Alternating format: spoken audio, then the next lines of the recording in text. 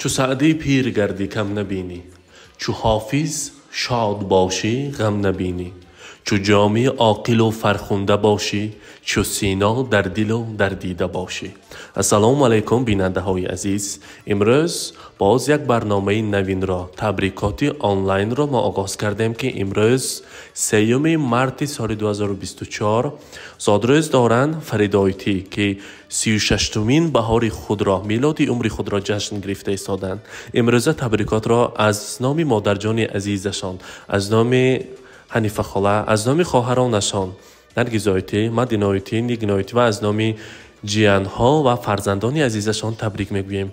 میگویند خواهر راهدور ما، خواهر نازنین ما که من چندین سالها باز در مسافر شده، از خویش و اقربا، از نزدیکان، از مادر و وطن دور است و همیشه یادی ما را دارد. از حال ما خبر گیرد.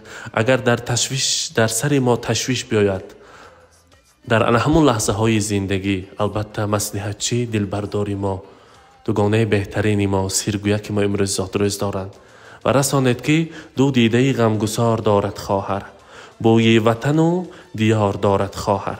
چشمش پر آب است به دیدار گسل، صبح است که صد بهار دارد خواهر.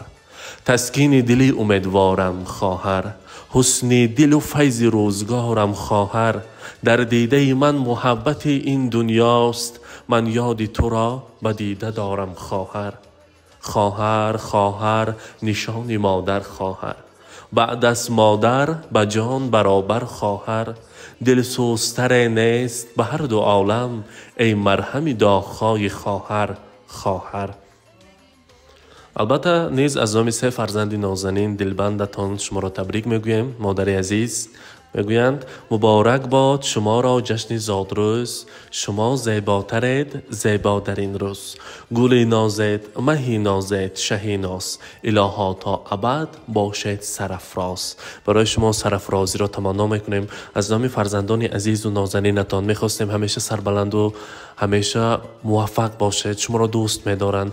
آن زحمت ها، آن مهنت هایی که شما در مسافرت میکنید، فرزندان عزیز به قدر و قیمتی آن میرسند.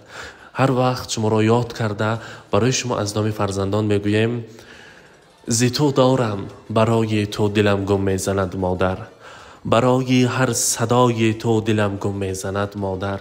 اگر یک خنده ات بینم شود 100 درد تسکینم، برای خنده های تو دلم گم میزند مادر. فرید آیتی 36 ساله، بار دیگر زادروزتان مبارک. بار دیگر شما را از نام مادر عزیزتان حنیفه خاله و از نام خواهران نازنینتان نرگس آیتی، مدینه آیتی و نیگین آیتی ها صدقاً صمیمانه تبریک میگویم. مبارک باشد. ببین چه شور و حالی و صفایی، راستی که گل سبد محفل مایی، امشب رو